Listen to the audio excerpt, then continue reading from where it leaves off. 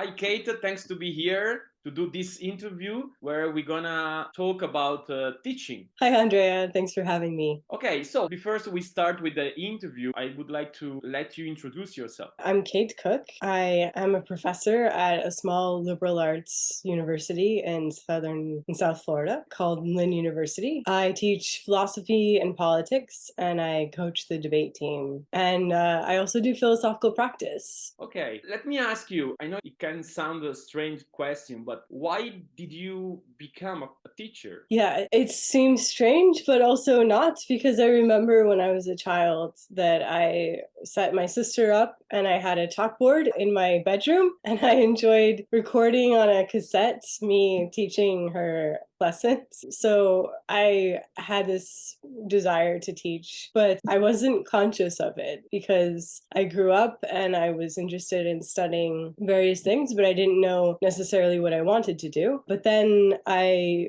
did graduate school at Purdue University, and it nicely fell into place that first I adjunct at a university, and then they asked me to apply for a full-time job. So while my interest was more in research, it was a natural segue into teaching. Okay, and when you teach, can you, let's say, satisfy your desire of searching? Yes, I would say that my research complements and supports my teaching, and my teaching supports and complements my research because I am inspired by ideas through the real world experiences that I have, and then I go and write about it. But then in the classroom, these themes will come out of dialogue, and so I will ask my students about how they deal with imposter syndrome or what they think about being the main character or the sidekick in their lives. So I can ask them and get ideas as well as inspiration from them. And then the research then makes the dialogue that we have in the classroom more interesting. So the research you are doing right now, I mean, as long as I understood, you are doing by yourself, right? Not like a sharing research with other colleagues or teachers. I do some collaboration, not really with colleagues, but with other philosophy practitioners. Okay. I just submitted a paper with someone I do work with, but that's rather unusual. And I also like to post on my blog some texts about the human experience. And so I think I look for inspiration in the world and through my students for what is the human condition and how does it work. Okay, nice. Can you tell us something about your experience as a student in the American school system? Growing up, I was in grade school until sixth grade. And my father he was elected to the school board in a very small community where we lived and very rural and very small school. And once he was elected to the school board, he and his friends who were also on the school board saw problems that were so big that the three of them decided to homeschool their children. Basically, they made the decision at the same time. So from 12 to 18 years old, I was homeschooled. I would say that this is a movement that it's rare, but yet growing. And there's a lot of curriculum options for homeschooling. And maybe in my experience, there were a lot of people did it for religious reasons or practical reasons. Religious reasons is a majority for sure. It's common enough that there is a whole high school homeschool debate league. So at least there's a lot of people doing it in order to have this league. I would say from my experience being homeschooled that there were benefits and disadvantages to prepare me to go to college. Which ones? A benefit to being homeschooled was that I became very self-directed. I was sitting down with textbooks and books and reading myself. What are these ideas? What do I need to learn? And doing assignments very self-directed to engage with these ideas. So when it was in university and in my research career afterwards, there's a lot of agency that I take on myself. And I don't need someone to prompt me or help me or direct me. On the other hand, I would say that I think I became social in college, but I learned it at the university level. And meeting the expectations of the teachers, I learned through the university experience. It was in university where I really started maturing socially and learned what it's like to have more interactions with people and not just get to choose what I do and how I engage with others. But basically, the parents that do this homeschool, do they teach all the subjects like maths and I don't know, history and anything? It depends on the subject because one parent might be really good at math. My father is an engineer, so he was really able to help me with math and science. That's where I needed the most help. And a lot of the other subjects I was self-directed. And then there were also some community organized homeschool groups of other families who homeschooled their children. And my father, for instance, taught a community homeschool music theory class, and another parent in the community taught another subject. And also, I went to the high school in the morning to be in the marching and concert band. So I still went to the high school, the public school, to be able to have that exposure and be in a group there. Interesting. And today there's YouTube. And so think of how many times you are wondering about a subject and you go to YouTube and watch a 10-minute video. If I had that resource when I was growing up, I would probably have watched a lot of the Crash Course and SciShow. The ideas, you can learn anything if you're self-directed like I was via YouTube videos. And let me ask you, so maybe you said already something that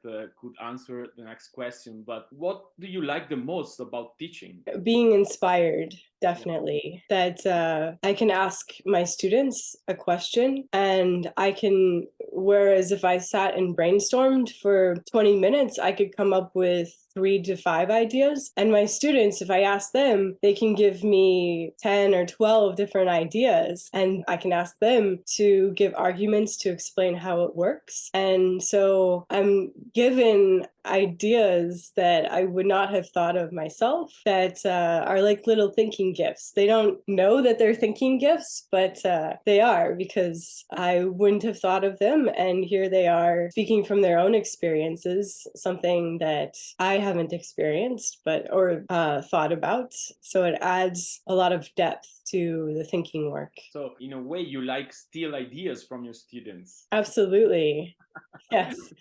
There's nothing new under the sun, but if I can use them to gather ideas and see how they react to ideas, then yes, I steal from them. I propose you an alternative definition of philosopher. That usually the philosopher could be seen as a person who is in love with, let's say, knowledge. Yeah, but I propose to you that a philosopher is also a thief of ideas. Yeah, when I first started teaching, I was much more lecture focused because there were really important topics that we were discussing. And then the readings, I wanted them to learn. So I would go over maybe 30 minutes of lecture and then ask them what ideas they had. And now I have a nice system where I ask them to do required reading and I ask them to reflect on it in an assignment before they come to class. And that way in the classroom, I don't have to go over the basics of what Machiavelli said. We can talk about the ideas that they found interesting and see what ideas they were inspired by. It must be a little strange and also probably exciting for your students to be involved in such a dialogue with the teacher. Maybe they're not used to. So I would like to ask you, how do your students respond to your way to teach? The most interesting comment and common comment that I get on my course feedback is that they not only enjoy the dialogue, but they are surprised that we can have civil conversation about very important and hot topics that are relevant in society today. Like we will talk about the abortion debate or how education should be treated on a national level. And we have varying opinions in the classroom, and people will defend positions that other students are shocked to hear. And there will be this back and forth dialogue where people are sharing ideas and defending their positions, but in a respectful way. And I've never had trouble with respect. I don't know how I do this to foster this respect in the dialogue, but it happens that we take turns speaking the piece, and I ask students to give an argument. If there was no argument, I'll question them back and forth a bit if their idea is not clear, or it needs to be shorter to be understood, or if they need to give an argument for an assumption that they have. And then we allow another student to give a contrasting position argument, and we work on that as well. So even though they can leave the classroom, they often leave the classroom still with their positions that they brought to it, which are in disagreement with each other, they have had this respectful conversation where they got to hear the point of view and the arguments of another perspective. So the comment that I get is that they enjoy that it's dialogue, and they are surprised that it can be respectful and academic, or at least logic based. And just to make clear to the listeners, you're not teaching in a high school, right? I teach at university. The students decide to come to my university, but I teach classes that are required of all of the university students. So I have some students that are there for a business major, and some for a music major, and some for psychology or biology. None of them are there for a philosophy degree. And even those kind of students seems to like and enjoy philosophy, even if they didn't decide to take part of the course, right? Yes, it seems at the beginning of the course that I need to defend why they are taking this philosophy course, because it's a presumption that the student has that I'm only here because I'm required to be here. So already there's some uphill work at the beginning, but it's easily replaced with, first I start with my interest in thinking work, and then we go on to teaching how to think, not what to think, but how to think. And I make the case that learning how to think is going to be helpful in their business, in their arguments with their siblings, in their interactions and their decisions of who to vote for. So it's relevant in all parts of life. Yeah, you make me remind some students of mine that I teach in high school, and some of them, they wouldn't like to have philosophy in high school, you know. So I make some jokes, but I think it's true as well. I say, okay, let's gonna talk about some unuseful stuff. By the way, Aristotle said that just because the philosophy is not useful is the reason why it's the most noble science, because it doesn't serve to anything. So that's another argument you could provide to this student. I don't know if in America it could work, but in Italy sometimes it works, yes.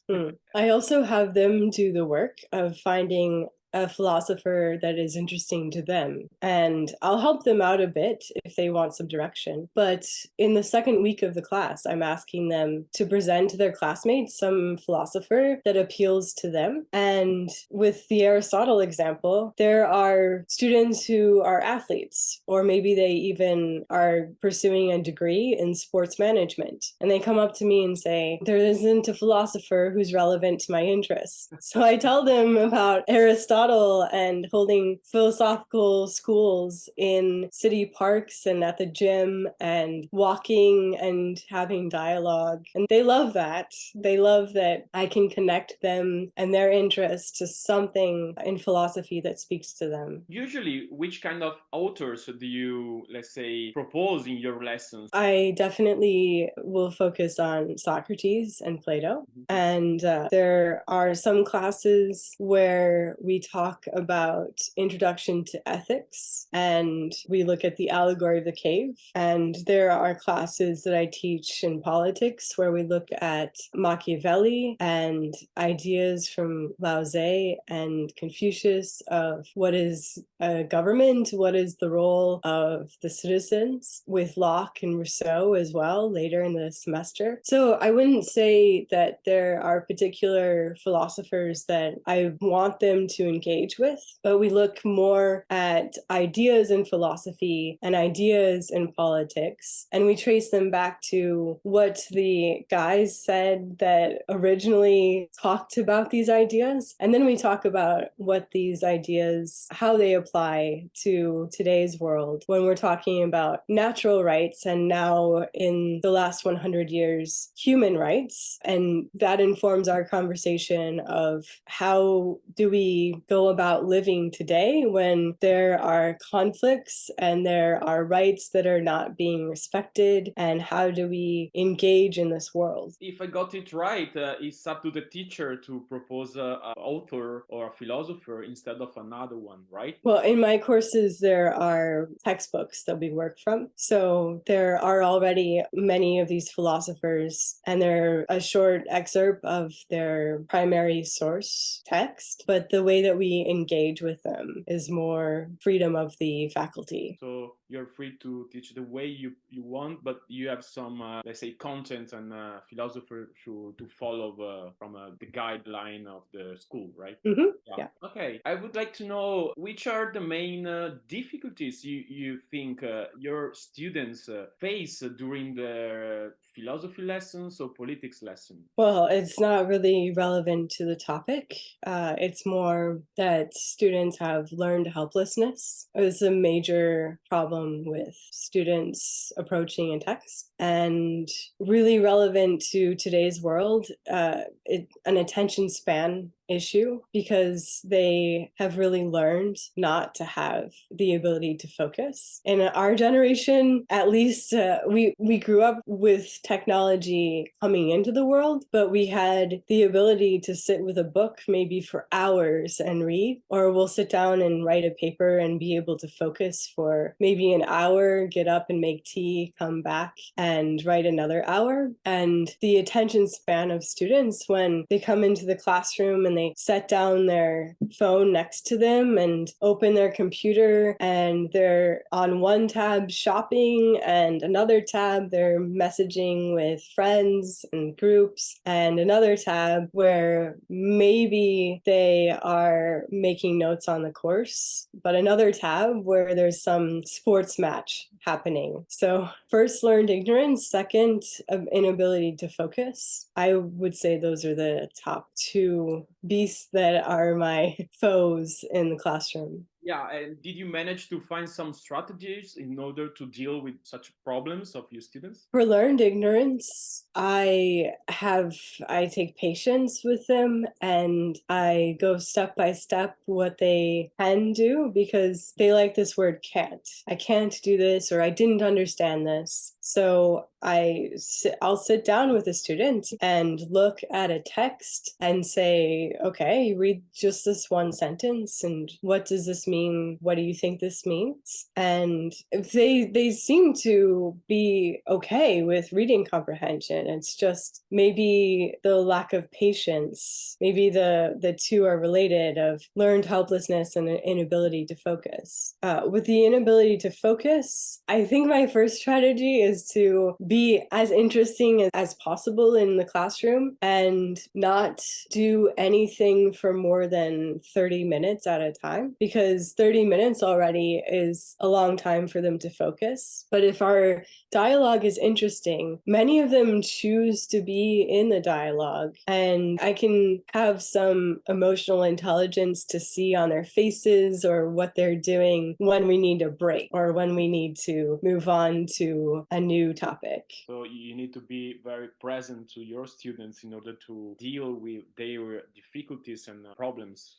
and sometimes they don't even know which the problems are, but you have to be ready to deal with them. Yes, teaching is a lot of work beyond leading the classroom. Before to enter, let's say, in the criticism on the problems or in the good aspect of the American school system, can you describe a bit the American school system? Because, for example, in Italy, we have 5 years elementary school, and then we have 3 years let's call it middle school, and then we have 5 years high school, and then university, of course. And how does it work in America, or at least in the state you are in? In which state do you live, by the way? Well, I live in Florida right now, but when I was a kid growing up, I was in Michigan. Okay. So I know more about the Michigan system. We don't have as distinct categories, and it's not clear from one school to another, except that the last 4 years until you're 18, that's high school. So yeah, that's 14 to 18. So 4 years of high school, right? 4 years of high school. Before that, there's elementary school and middle school, but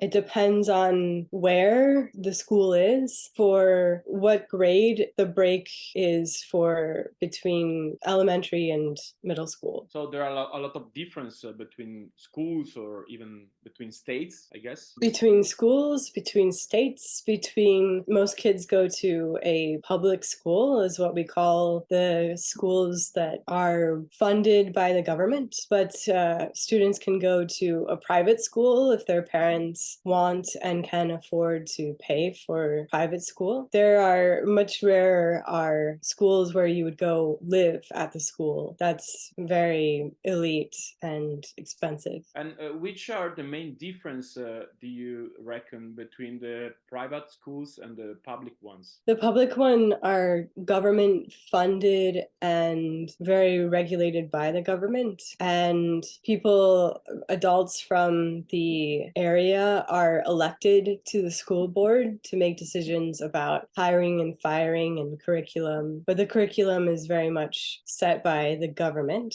For instance, I live in Florida right now, and the governor of Florida is gearing up for an election challenge to Trump as the Republican nominee. So he is making very conservative laws right now about what can and cannot be taught in public schools. Basically, you have more freedom in the private schools in teaching? In the private school, there may be more freedom, but there might be as well more of a intention at the school level of what kind of school they are and what values they want to put forward. So they would be more intentional about the teachers that they hire, and they might have more freedom from what the government says is good or bad. And there might be private schools that are set up as magnet schools, which is a technical term for if there are public school students who are doing very well, they can go without paying tuition to these private schools and get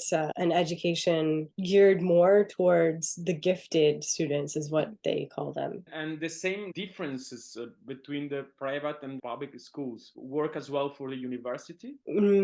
It's a completely different system. There are some things that are the same sort of breakdown. The public universities are also much more connected to the government. They tend to be bigger. They tend to have very high expectations of the faculty for research, and they tend to have to answer to the government much more. The private universities, I would say, have more freedom from the government regulation even than the grade school private schools. And the private college that I attended and got my bachelor's from took no government money, and it was only one of two in the nation to take no government money, and they were able to make a lot of decisions because of that, where they weren't having to listen to the government regulations on, for instance, the number of faculty hires that fulfilled various demographic requirements or taught classes that state government decides universities have to teach. And is it expensive to go to university in America?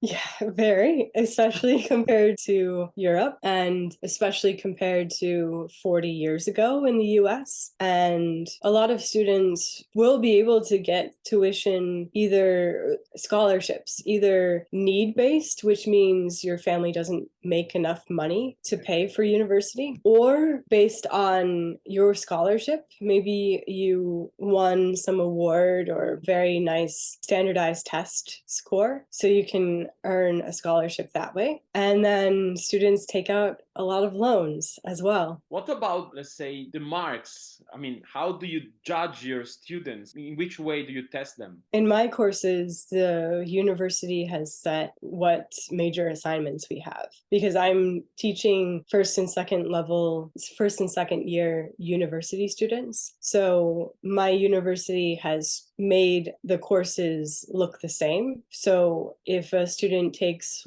a course from me instead of another faculty member, they're still doing the same major assignments. And there is a grading rubric that I fill out. So it's rather standardized that in one class they have 3 presentations and the rubric looks the same no matter which faculty you take it from. And in another class, there's a research project that students work on. So the assignments are rather set by the university. And how does the presentation work? Well, I ask the students to do research, for instance, on a philosopher, and I give them some sources to get inspired, so to get them started. And I do a demonstration of what their presentation looks like. So I will give a presentation before they have to give one in my class. And I ask them for feedback after I finish. I say, what worked well of what I did and what can I improve on and what was interesting. So they test you before you test them. Yeah, I ask them for feedback, which is very nice. I have gotten into this system of when they give their presentation for their assignment and their grade, I ask them to give each other feedback. So they give their presentation, and after they finish, the classmates will give maybe 3 compliments and 3 constructive criticisms. So as we go throughout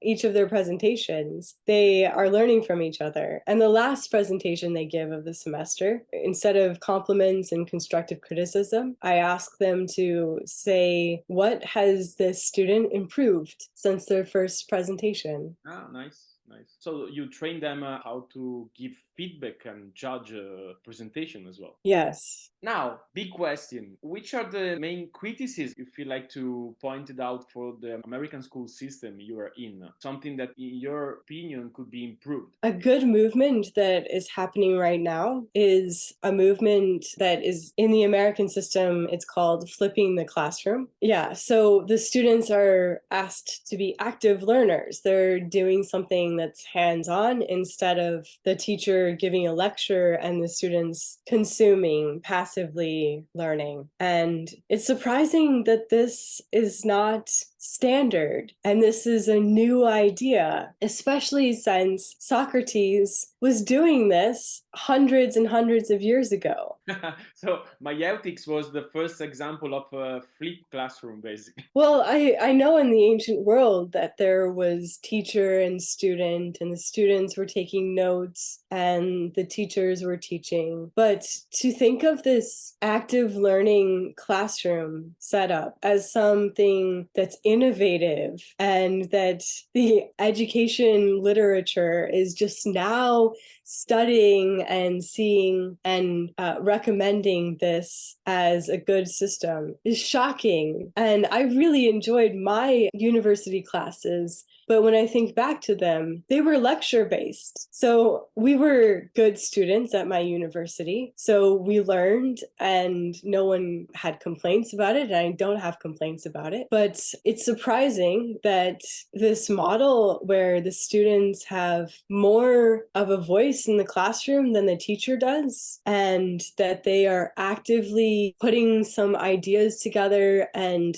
dialoguing or being involved evolved is shocking. In my classroom, I have been doing more and more days where we will do a debate round. I coach debate, but I'm bringing it into the classroom as well. And I find that even if I'm teaching a class where the theory is a sociology theory, or the theory is about the idea of justice, if I am able to write a resolution for a debate topic that's rather fair on both sides and engages them with ideas, then they are building the arguments, they are presenting the theory, and they are brainstorming and presenting the global current examples that illustrate ideas that we get from long, long ago, that and applying them and showing how they work. And they're using persuasive skills to present this and try to engage with the other side's arguments and persuade their classmates who just helped prep those arguments. Is an amazing way to engage the students in what they're learning in an active way that's far more effective than if I were at the front giving a lecture with a few slides. This way of teaching is very popular in America, or just a few teachers or young teachers do it? The amount that teachers do it, I don't know nationwide. I know that when in about 2019, when I did a faculty development session on using debate in the classroom, several of the faculty members who came to learn how to do this very effectively had already done a bit of experimenting in their own classrooms. So I think it would be a very interesting topic to figure out how many faculty members are already playing with this method in their classroom, because I don't think that this has been studied, but I know that it's an idea that people have already had. And other criticism about this school system there? You have something else? Courses and classes tend to have some ideas that they want to teach instead of looking at theories to play with them and to inform the discussion. There is an idea of this is a good idea and you should all believe it. It's sort of a dogmatic perspective instead of a playful perspective. So it's funny. So I have a class where one of the required readings is Marx, and I am very good at playing Marx in class discussions. And so I play his part. I make arguments from the perspective of Marx. I give an overview of what his main ideas were, and students ask questions. And I don't tell them from the beginning that I'm playing as Marx. I just do it, and we engage with these ideas. The next day, I have them read Hayek for some contrast from the Austrian School of Economics with classical liberalism, or what now might be referred to as libertarianism. And I'm able to take his perspective and defend his ideas from his voice. And students are confused because they thought the first day that I believed in the Marx ideas. Yeah. And then I'm the next day taking the opposite perspective. So there's this lack of playfulness that they assume that a teacher has with ideas. And I think it's because a lot of the classes that they take do have a belief that is in the background, at least, to the teaching. So yeah, the second day, the students see I'm just playing with ideas here. So they are not used to this kind of flexibility with ideas in a way. It's interesting and funny at the same time because, relativism is, let's say, very popular in America, but at the same time, in the school systems, it seems to be a dogmatic attitude from the teachers. How do you explain this connection between relativism and dogmatism? It means something different in the US. I see this in my students because they, at the beginning of our course, when I ask them to make an argument, they end it with, but this is just my perspective and everyone else can believe what they want. So they have this impulse to give this disclaimer at the end. And often they'll begin their argument, well, what I think, or I feel like, or it's just my perspective, but, and then they'll give their argument. So I ask my students when they do this, what are you doing with this little disclosure? You're speaking, so we can assume that this is your idea or your belief, or it doesn't need to be even, because it could be that you are playing with it. But they are very careful to say, this is what I believe, and I respect you if you don't believe it. Yeah, and how do we explain this? It's being careful, and it's being too careful, because they know that students in the classroom have different beliefs, and they're scared to voice them in the beginning without I don't want to offend someone. This is just what I believe. So to say it's just my opinion, it's a way to protect yourself, but in a way to make sure that other people don't take it as an offense against them. Yeah, to respect the other. Yeah, but still there is this dogmatism in the school. So in a way, behind this relativism, it seems to be a kind of religions hidden behind. Absolutely. Well, in the US, we were the Puritans in early colonial America were the educated class. So maybe they weren't the majority, but they were the ones who founded the schools that are very respected schools today. They're the ones who were in very important government roles. So we still have this Puritan thinking. You can have an American who's atheist and still has this impulse to shame another person or to think that this and that about how someone should live their private life. So you are believers over there, guys, yeah? We're believers, even if we claim to be atheists. There's serious belief there. So there is a strong and spread religious thinking. Yes. Yeah, okay. It must be difficult but fun at the same time to propose a prospectivism thinking, critical thinking. Maybe that's why they need it even more, because they're not used to, Okay, nice. What about the good aspect of the American school system you have been experienced so far? There is a lot of freedom. Even though there are requirements, there are clear requirements, and I have found a lot of freedom within those requirements because I know what they are, so I can play along with fulfilling those requirements and find freedom within knowing what those requirements are. Going back to debate is something that's outside of the classroom and something that students choose to engage with. And many weekends I am traveling with my debate team to go to other universities to compete against them at a Saturday tournament where they get to engage with ideas and think about different topics. So there is also at universities, at Purdue University, where I did my graduate work, there is expectation and demand for innovation and research. And so there are some downsides from that, but it also means that we're innovating. We are thinking of new ideas and we're doing something with that. Because we're practical, we don't just have ideas, we think, what can I do with this idea? How is it useful? Why would people be interested in it?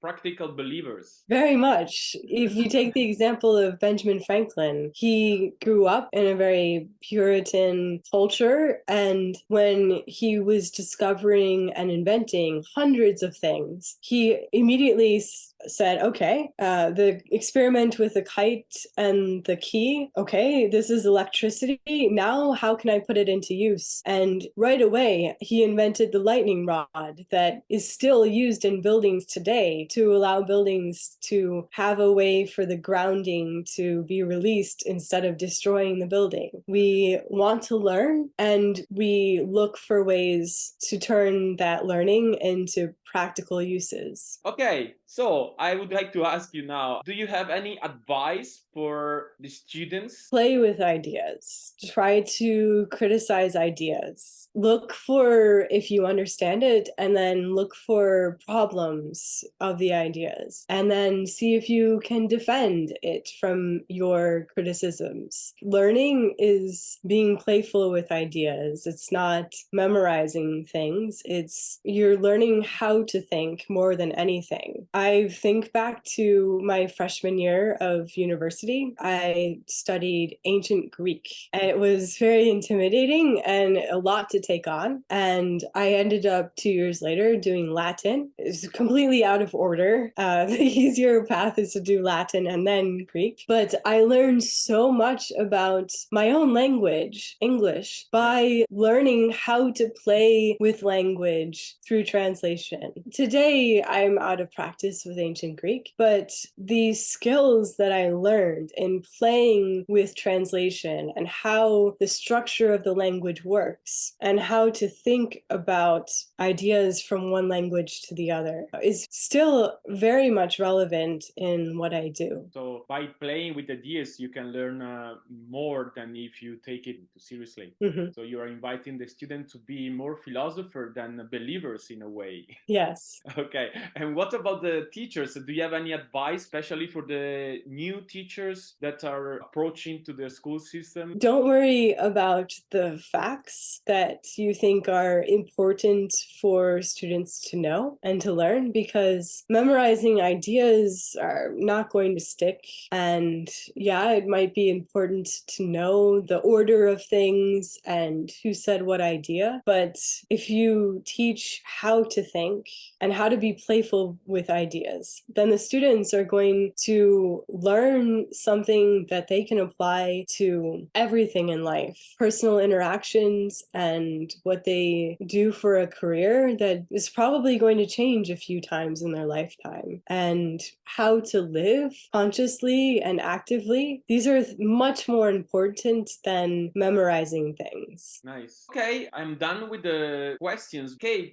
it's been a pleasure to discuss a bit with you about the teaching and about your American school system. I hope that Italian people can know a bit more about it. And thanks for sharing your experience as a teacher. Thanks for your thought-provoking questions. Okay, see you soon, Kate. Bye.